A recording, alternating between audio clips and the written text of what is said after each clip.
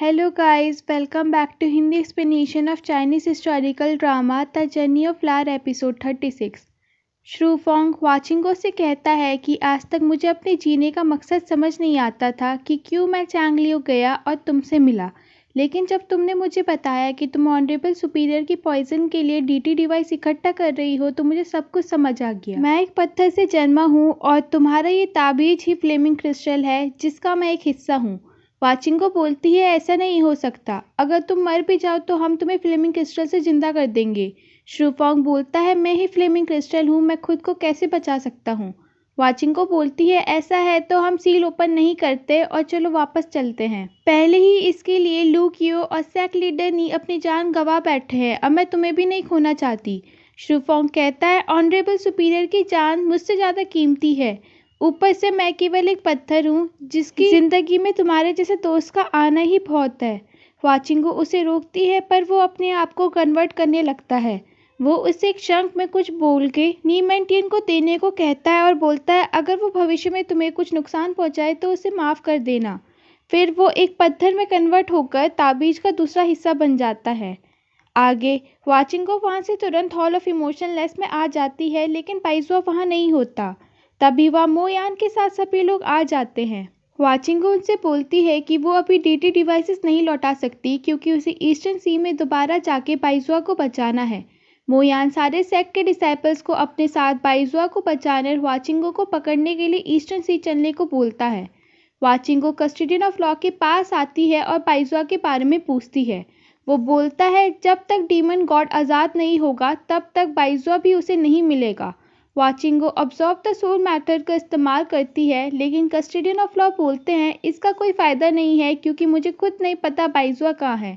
वो कहता है मुझे तुमसे सख्त नफरत है क्योंकि जब से तुम होली रूलर की ज़िंदगी में आई हो हमें बार बार अपने प्लान चेंज करने पड़े हैं। मैं तुम्हें हारने का एहसास दिलाना चाहता हूँ। वाचिंगो उसे छोड़कर बाइजुआ को ढूंढने चली जाती है। सू राज्य में क्विंग शुई मैंग के लिए चाय लेकर आती है, तभी वह उनको अपने सैनिकों के साथ ईस्टर्न सी पहुंचने का लेटर चैंगलियो से आता है और वो दोनों तुरंत जाने की तैयारियां करने लगते हैं। सेवन मर्डर फ्रैक्शन में साचिनमो यीटियन से पूछता है मुझे कुछ अच्छा नहीं लग रहा है, क्या आज कुछ हुआ है।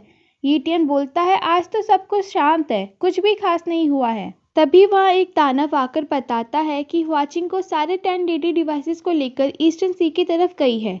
साचिनमो सबको तुरंत इकट्ठा होकर ईस्टर्न सी की तरफ चलने को बोलता है। दूसरी तरफ सारे सेक वाले ईस्टर्न सी के दूसरे छोर पहुंच जाते हैं। वाचिंगो पूरे समुंदर को बाइजुआ के लिए छानने लगती है, तब वो उसे एक शेल के अंदर पड़ा हुआ मिलता है। वो फ्लेमिंग क्रिस्टल जाकर उसके माथे पर रख देती है। बाइजुआ ऊपर उठने लगता है और वाचिंगो उसे पानी से बाहर ले आती है। अब उसका जहर पूरी तरीके से उतर चुका था तो वाचिंगो श्रूफोंग को दोबारा इंसान बन जाने को बोलती है। तब तक वहाँ कस्टोडियन ऑफ लॉ आ जाते हैं और बोलते हैं भले ही श्रूफोंग फ्लेमिंग क्रिस्टल का एक हिस्सा है पर उस पे अपना इंडिपेंडेंट माइंड है तो वो खुद को फ्लेमिंग क्रिस्टल से अलग कर सकता है। वाचिंगो बोलती है मुझे तुम्हारी बातों पर भरोसा नहीं है और वो बाइजुआ के जागने का इंतजार करने लगती है। कस्टोडियन ऑफ लॉ बोलते हैं तुम्हें क्या लगता है अगर बाइजुआ को पता चलेगा कि तुमने डीटी डिवाइसेस उसके पॉइजन को ठीक करने के लिए चुराए थे तो उसका दिल पिघल जाएगा और वो तुम्हें सजा नहीं देगा। वाचिंगो बोलती है इससे तुम्हारा कोई लेना देना नहीं है और वो उसे बैनिश इमॉर्टल अम्ब्रेला वापस कर देती है। कस्टोडियन ऑफ लॉ उसके पास आकर बोलते हैं अगर तुम्हें श्रूफोंग को फ्लेमिंग क्रिस्टल से अलग करना है तो बस उसमें अपने खून की एक बूंद ही डालनी होगी। अब करना न करना तुम पर डिपेंड करता है। वाचिंगो उस पर विश्वास नहीं करती पर वो उसे समुंदर के किनारे खड़े हुए सभी सेक्ट के लोगों को दिखाकर बोलता है एक बार तुम इनके हाथ लग गई तो तुम्हें श्रूफोंग को बचाने का दोबारा मौका नहीं मिलेगा। वाचिंगो फ्लेमिंग क्रिस्टल लेकर उस पर अपने खून की एक बूंद डालती है। उसके बाद वो और फ्लेमिंग क्रिस्टल हवा में उड़ने लगते हैं और उसकी बॉडी से सारे डीटी डिवाइसेस आसमान में जा मिलते हैं।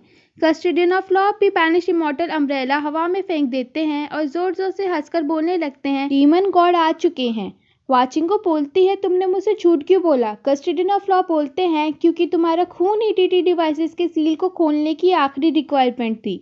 वाचिंगो बोलती है ऐसा कैसे हो सकता है, वो केवल खून की एक बूंद ही तो थी। कस्टोडियन ऑफ लॉ बोलते हैं अब जो बात यहाँ तक पहुँच गई है तो भी तुम्हें ये नहीं पता कि तुम असलियत में कौन हो। अरे हाँ, इस दुनिया में तो बस एक ही इंसान को पता है कि तुम हो कौन, बाइजुआ। हकीकत में तुम उन भगवानों में से एक हो जिन्होंने ग्रेट डेजर्ट एनर्जी फोर्स को सील किया था, इसलिए फ्लेमिंग क्रिस्टल तुम्हारे शरीर से होकर हजारों टुकड़ों में बट गया और फिर इस दुनिया से दूर चला गया। वाचिंगो, तुम गॉडेस नूवा की डिसेंडेंट हो। तभी आसमान में से रोशनी आने लगती है और वहाँ एक होल बन जाता है जो लोगों को अपनी तरफ खींचने लगता है। सारे सेक्ट वाले उस होल की अट्रैक्शन से बचने के लिए अपने चारों तरफ सुरक्षा कवच लगा देते हैं।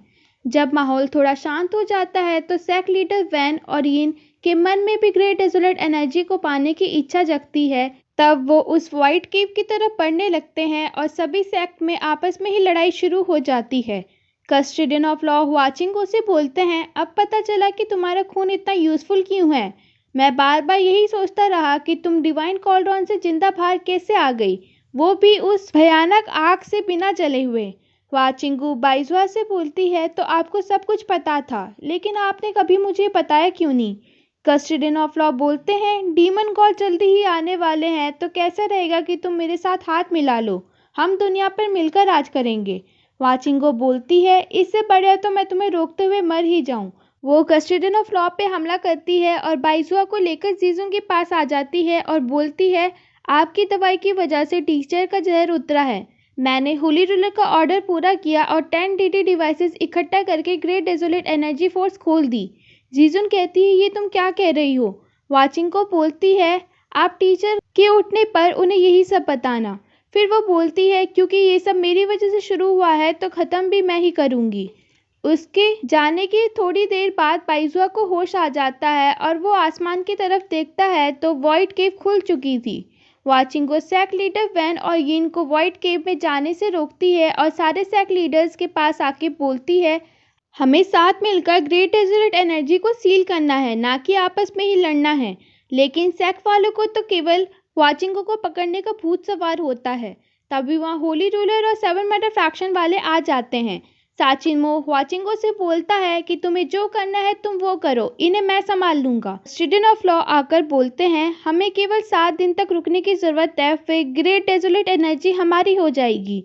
होली रूलर वाचिंगो को आसमान की तरफ धक्का देते हैं और सेक्ट वालों को आगे बढ़ने से रोक देते हैं। वाचिंगो बोलती है, मुझे माफ़ कर देना, अगर मुझे अपनी जान की कुर्बानी देकर भी ग्रेट डेजोलेट एनर्जी को सील करना पड़े तो मैं वो करूंगी, ताकि उसकी वजह से आप सभी आपस में ना लड़े। टंगबो, यूनिंग, शाह दीदी और मेरे बाकी साथियों, मेरी तरफ से अलविदा। फिर वो वॉइड केव के अंदर चली जाती है और एपिसोड 36 यहीं पे ख़त्म हो जाता है।